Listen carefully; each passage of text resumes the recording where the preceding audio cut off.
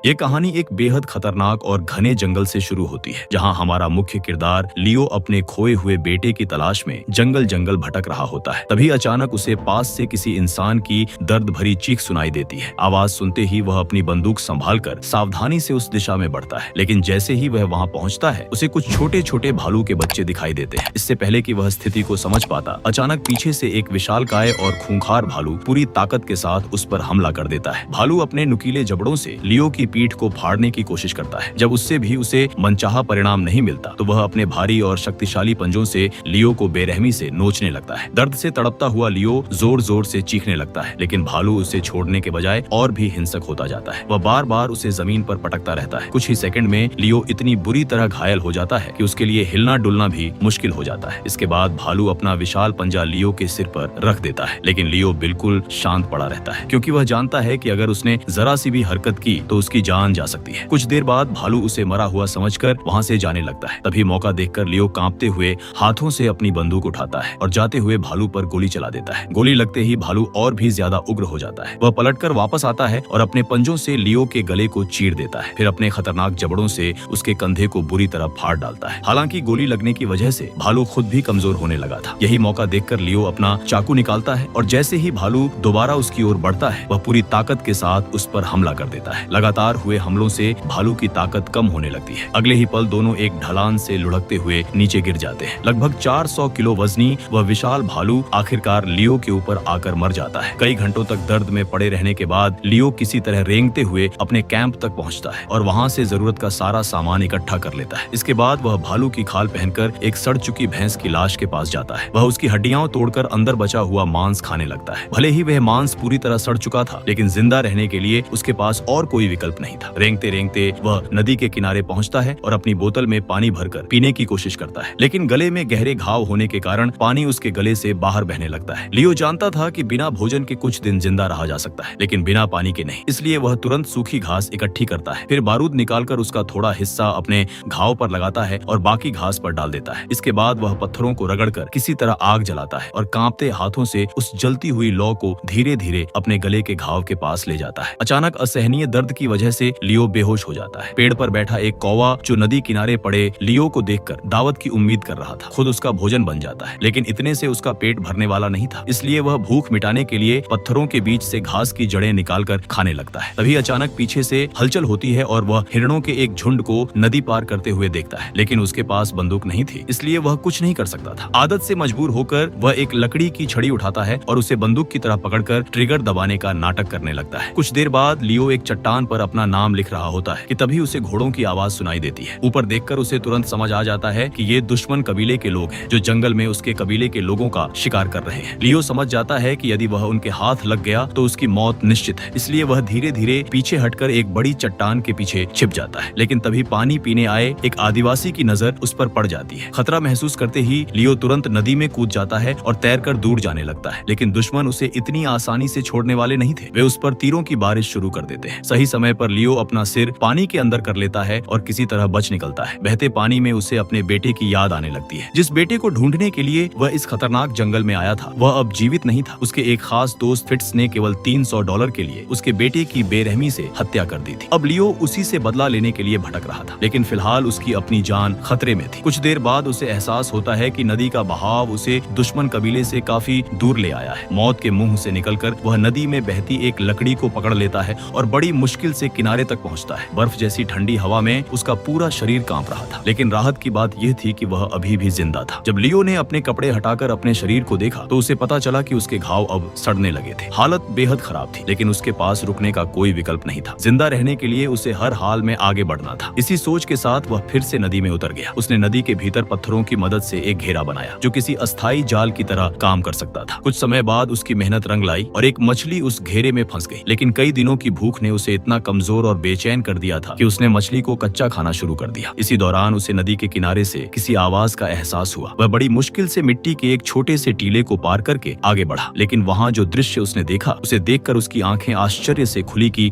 खुली रह गईं। उसके सामने हजारों जंगली भैंसें बर्फ से ढके विशाल मैदान में एक साथ दौड़ रही थी। ये नजारा किसी प्राकृतिक चमत्कार से कम नहीं था, लेकिन उसी झुंड में एक भैंस को भेड़ियों के एक झुंड ने चारों तरफ से घेर रखा था। हैरानी की बात यह थी कि आसपास मौजूद हजारों भैंसों दासों में से कोई भी उसकी मदद करने नहीं आया। हर कोई सिर्फ अपनी जान बचाने में लगा था। लियो चुपचाप छिपकर रात होने का इंतजार करने लगा। उसका इरादा था कि जब भेड़िए अपना शिकार खाकर चले जाएंगे तब वह बचा हुआ मांस खाकर अपनी भूख मिटा लेगा। लेकिन उससे पहले ही वहाँ कोई और पहुँच गया। दूर से उसने देखा कि दुश्मन कबीले का एक आदमी मशाल लेकर आया और उसने भेड़ियों को भगा दिया। अब वह शिकार पूरी तरह उसी आदमी का हो चुका था। भूख से बेहाल लियो ने एक बड़ा जोखिम उठाने का फैसला किया। वह धीरे धीरे उस आदमी की ओर बढ़ने लगा। दूसरी तरफ वह आदमी कच्चा मांस ऐसे खा रहा था जैसे कई दिनों से भूखा हो। जैसे ही उसकी नजर लियो पर पड़ी उसने तुरंत अपना धनुष बाण उठा लिया। यह देखकर लियो ने दोनों हाथ ऊपर उठा दिए और घुटनों के बल बैठ गया ताकि सामने वाले को समझ आ जाए कि उसका कोई बुरा इरादा नहीं है। इसके बाद वह जमीन पर लेट गया और इशारों में उससे खाने की भीख मांगने लगा। कुछ देर तक उसे ध्यान से देखने के बाद जब उस आदिवासी को यकीन हो गया कि लियो से उसे कोई खतरा नहीं है तब उसने धीरे धीरे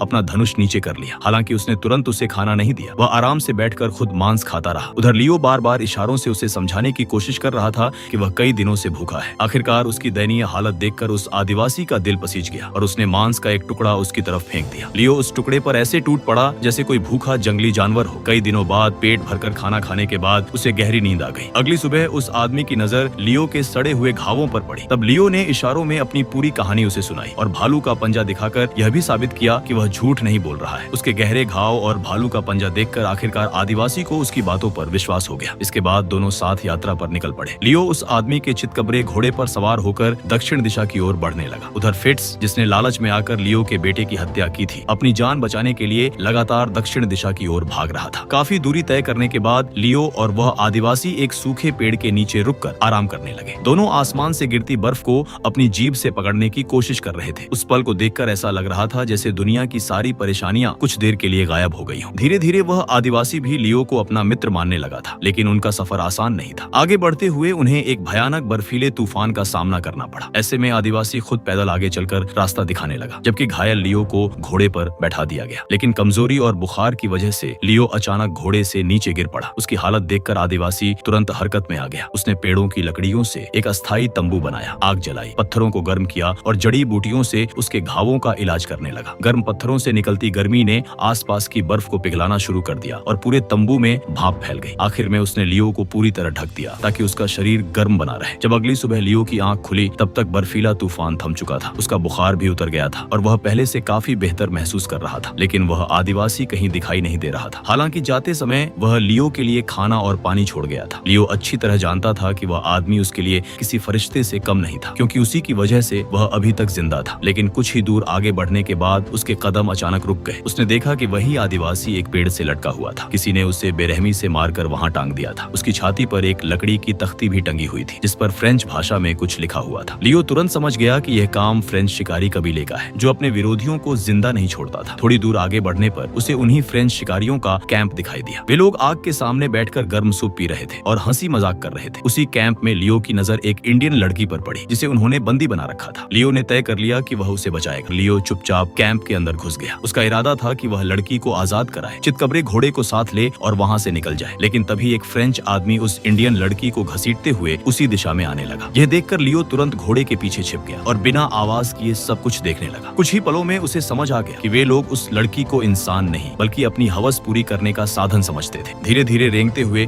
लियो उसके पास पहुंचा और उसकी बंदूक उठा ली। अगले ही पल उसने बंदूक सीधे उसके सिर पर तान दी। इसके बाद लियो ने बिना समय गंवाए घोड़े की रस्सी खोल दी ताकि मौका मिलते ही वे वहां से भाग सके। लेकिन तभी पास खड़ा एक काला घोड़ा अचानक जोर से हिनहिना उठा। उस आवाज ने पूरे कैंप को सतर्क कर दिया। फ्रेंच शिकारी तुरंत हथियार उठाकर उस दिशा में दौड़ पड़े। खतरा बहुत करीब आ चुका था। यह देखकर लियो ने बिना देर किए फायरिंग शुरू कर दी। अचानक पूरे कैंप में हड़कंप मच गया। इसी अफरा तफरी का फायदा उठाकर लियो और वह लड़की अलग अलग दिशाओं में भाग निकले। काफी दूर पहुंचने के बाद लियो ने पहली बार राहत की सांस ली। उस रात वह एक सुरक्षित जगह पर पहुंचा, आग जलाई और बंदूक को सीने से लगाकर सो गया। लेकिन उसे बिल्कुल अंदाजा नहीं था कि अगली सुबह उसके लिए एक नया खतरा इंतजार कर रहा है। सुबह होते ही कुछ इंडियन योद्धा उसी लड़की की तलाश करते हुए उस इलाके में पहुंच गए। जैसे ही लियो आधी नींद में उठा, अचानक एक तीर तेजी से उसकी ओर आया और उसे लग गया। जब उसने देखा कि कई इंडियन उसकी तरफ बढ़ रहे हैं तो उसने तुरंत अपना सामान उठाया और तेजी से अपने घोड़े पर सवार हो गया। वह पूरी ताकत से भागने लगा, लेकिन वे लोग लगातार उसका पीछा कर रहे थे। पीछे मुड़कर उसने कई बार गोली चलाई ताकि उनका पीछा रोका जा सके, लेकिन वह अकेला इतने लोगों का सामना नहीं कर सकता था। तभी अचानक उसके सामने एक गहरी खाई आ गई। कुछ समझ पाता उससे पहले ही उसका घोड़ा फिसल गया और अगले ही पल लियो अपने घोड़े के साथ हजारों फीट नीचे जा गिरा। किस्मत से घोड़े ने उसकी जान बचा ली, लेकिन खुद बुरी तरह घायल हो गया। अब वह आगे चलने की हालत में नहीं था। उधर बर्फीला तूफान लगातार और भी भयानक होता जा रहा था। लियो समझ गया कि अगर उसे जल्दी कोई सुरक्षित जगह नहीं मिली तो वह ठंड से मर जाएगा। मजबूरी में उसने एक बेहद दर्दनाक फैसला लिया। उसने अपने घोड़े का पेट चीर दिया और उसके अंदर के सारे अंग बाहर निकाल दिए। फिर अपने भीगे हुए कपड़े उतारकर वह खुद घोड़े के पेट के अंदर घुस गया। मरे हुए घोड़े के शरीर में अभी भी थोड़ी गर्मी बाकी थी। उसी गर्मी की मदद से वह अपनी जान बचाने की कोशिश करने लगा। ठंड से कांपते हुए आखिरकार वह वहीं सो गया। अगली सुबह जब मौसम साफ हुआ तब उसकी आंख खुली। वह अभी भी घोड़े के पेट के अंदर था और उसके ऊपर बर्फ की मोटी परत जम चुकी थी। उसने बड़ी मुश्किल से घोड़े का पेट फाड़कर अपना सिर बाहर निकाला और ताजी हवा में गहरी सांस ली। उसने अपने कपड़े पहने और चारों ओर नजर दौड़ाई। जाते जाते उसने अपने घोड़े की तरफ देखा और मन ही मन उसे धन्यवाद कहा, क्योंकि उसकी वजह से ही वह एक और रात जिंदा रह पाया था। चारों तरफ फैले विशाल बर्फीले मैदान और आसमान छूते पहाड़ों के बीच लियो एक छोटे से काले धब्बे जैसा दिखाई दे रहा था। रात होने पर वह एक पत्थर की दरार में बैठ गया और खुद को बार बार यही याद दिलाता रहा कि फिट्स ने उसके बेटे की हत्या की है। यही याद उसे आगे बढ़ने की ताकत दे रही थी। उधर किले में लियो के कबीले वालों ने पकड़े गए एक फ्रेंच आदमी से पूछताछ शुरू कर दी। उन्होंने उससे पूछा कि क्या उनके किसी आदमी को बंदी बनाकर रखा गया है, लेकिन वह बार बार यही कहता रहा कि उन्होंने ऐसा कुछ नहीं किया। हालांकि उसने यह जरूर बताया कि उन्होंने एक इंडियन लड़की को पकड़ रखा था। उसी दौरान वहाँ एक घायल आदमी पहुंचा जिसने भालू की खाल पहन रखी थी और फिर उसी घायल आदमी ने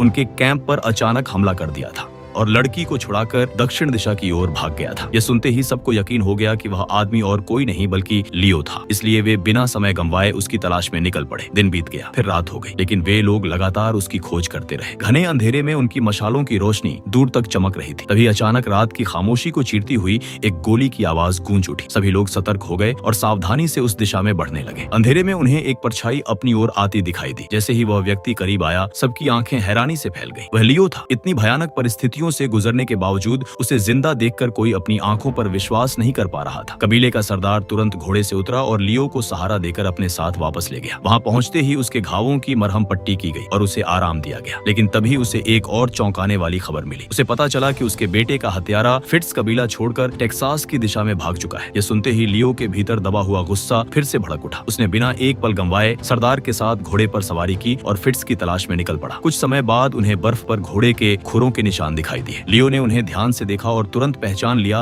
कि ये निशान फिट्स के घोड़े के ही हैं। अब उन्हें यकीन हो गया कि वे सही दिशा में बढ़ रहे हैं। दोनों उन निशानों का पीछा करते हुए पूरे दिन आगे बढ़ते रहे। लेकिन जब रात होने लगी और आगे का रास्ता साफ दिखाई देना बंद हो गया, तब उन्होंने वहीं रुकने का फैसला किया। उन्होंने आग जलाई और रात भर वहीं रुके रहे। सुबह होते ही वे आगे की ओर चल पड़े। कई घंटों की यात्रा के बाद वे एक घने जंगल में पहुंच गए। जंगल के बीच चलते हुए लियो को हल्की सी धुएं की गंध महसूस हुई। उसे लगा कि कहीं न कहीं आसपास कोई इंसान मौजूद है। उसने तुरंत सरदार से कहा कि वह जंगल के पूर्वी हिस्से की तरफ जाकर तलाश करे, जबकि वह खुद पश्चिम दिशा से ऊपर चढ़कर खोज करेगा। इसके बाद दोनों अलग अलग दिशाओं में बढ़ गए। कुछ दूरी तय करने के बाद लियो अचानक रुक गया। उसके अनुभव ने उसे महसूस करा दिया था कि आसपास कुछ न कुछ गड़बड़ जरूर है। वह घोड़े से उतरा, बंदूक हाथ में ली और सावधानी से आगे बढ़ने लगा। थोड़ी ही दूर उसे बुझी हुई आग की राख दिखाई दी। इससे साफ था कि कोई हाल ही में यहाँ मौजूद था, लेकिन आसपास कोई दिखाई नहीं दे रहा था। उधर सरदार खुले इलाके में धीरे धीरे आगे बढ़ रहा था। तभी अचानक एक बड़े पत्थर के पीछे से वह फिट्स था। बाहर आते ही उसने अपनी बंदूक सीधे सरदार पर तान दी। अपनी जान खतरे में देखकर सरदार ने धीरे धीरे अपनी बंदूक निकालने की कोशिश की, लेकिन इससे पहले कि वह कुछ कर पाता, गोली चल गई। गोली की गूंज पूरे जंगल में फैल गई। आवाज सुनते ही लियो तुरंत घोड़े पर सवार होकर उस दिशा में दौड़ पड़ा, लेकिन जब तक वह वहां पहुंचा तब तक बहुत देर हो चुकी थी। सरदार बर्फ पर निश्चल पड़ा था। गोली ने उसकी खोपड़ी को चीर दिया था और उसकी मौत हो चुकी थी। अपने साथी को इस हालत में देखकर लियो का गुस्सा और भी भड़क उठा। उसी समय दूर पहाड़ों की तरफ से एक जोरदार धमाके जैसी आवाज आई। उसने देखा कि बर्फ का एक बड़ा हिस्सा नीचे खिसक रहा था। इस दृश्य को देखकर उसे समझ आ गया कि फिट्स किस दिशा में भागा होगा। लियो ने सरदार के शव को सम्मान पूर्वक उठाया और उसे साथ लेकर पहाड़ की ओर बढ़ गया। कुछ दूरी पर पहुंचकर उसने एक पेड़ की मोटी टहनी काटी और आगे बढ़ने लगा। अब उसके सामने एक खुला और सुनसान बर्फीला इलाका था, जहां छिपने के लिए कोई जगह नहीं थी। तभी अचानक दूर से फिट्स ने उस पर निशाना साध लिया और गोली चला दी। गोली लगते ही लियो नीचे गिर पड़ा। ये देखकर फिट्स तेजी से घोड़े पर सवार होकर उसकी तरफ बढ़ा। जब उसने करीब जाकर जांच की तो उसे सिर्फ एक टहनी बंधी हुई मिली। तभी उसे समझ आया कि उसने जिसे गोली मारी थी वह लियो नहीं